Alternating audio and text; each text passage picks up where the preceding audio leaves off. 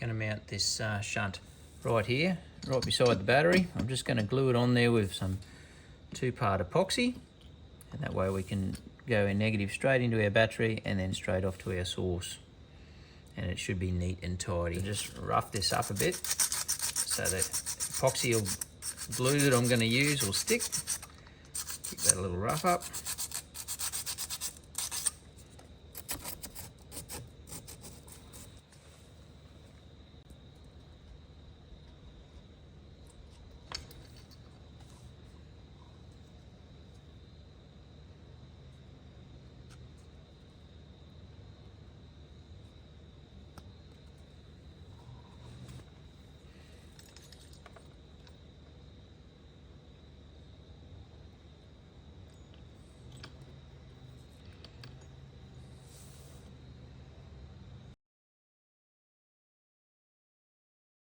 So we're starting with a bit of a clean slate here.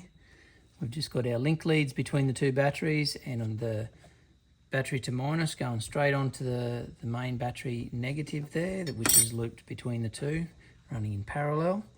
So we'll hook them up.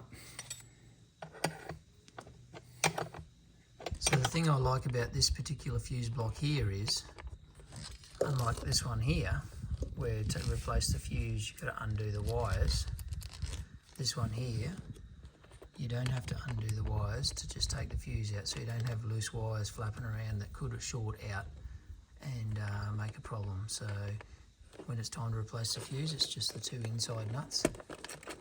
And this is the style of fuse that we're using on this system.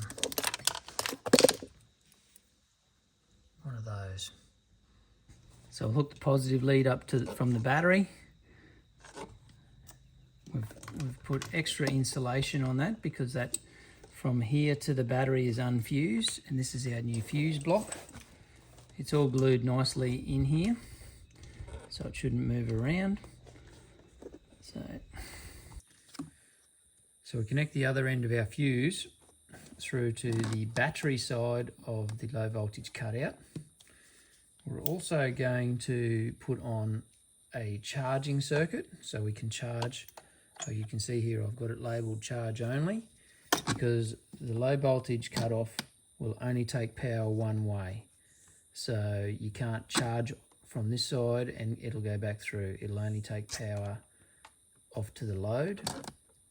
So, and I just want to use the same fuse for charging, so I'm just going to hook it onto the battery side here. And our load side is hooked onto here. And we run all of our negatives through the shunt here. So I'll just connect that all up now. So I've got charge only and accessory one.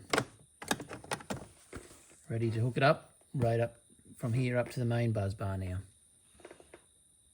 So our smart shunt needs power to operate. So we've hooked a power cable into the battery terminal there.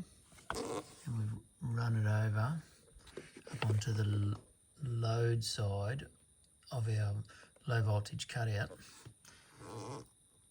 And the low voltage cutout needs a negative to operate, so we've run that around to the system side of the shunt, smart shunt. So, all right, time to run some cables up inside. So we've been up inside here and we've connected the other couple of ends of the power cables. So one lot come up to our buzz bars up here, positive and negative from the inside, and the DC-DC running back down is our second lot. So we'll go back down to the battery and connect them up now. So we've got 2 twin core cables coming back down from up the top. One of them is from the DC-DC charger, and it's purely for charging. That's all that's on that circuit. So we've got a fuse in there. We've put a 60 amp fuse in there, and I've just got to connect that back up to the battery now. And the other cable comes down to the low voltage cutout. So, and all of our negatives come through the shunt. So the shunt is going to read everything coming in and out of these batteries to give us a very accurate volt gauge or battery.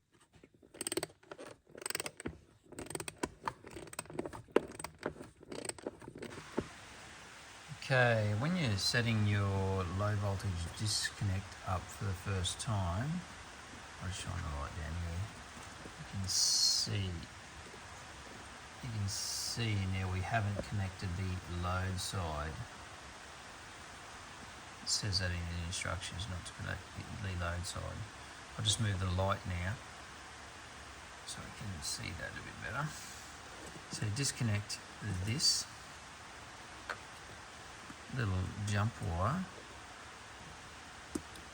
connect that, it'll go through that little sequence. I'll just turn the light away a bit so you see this better.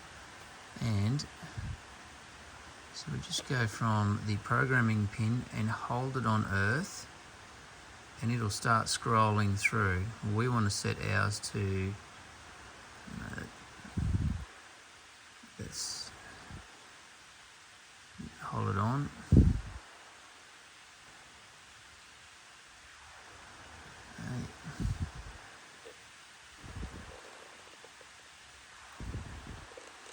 Let's do that again.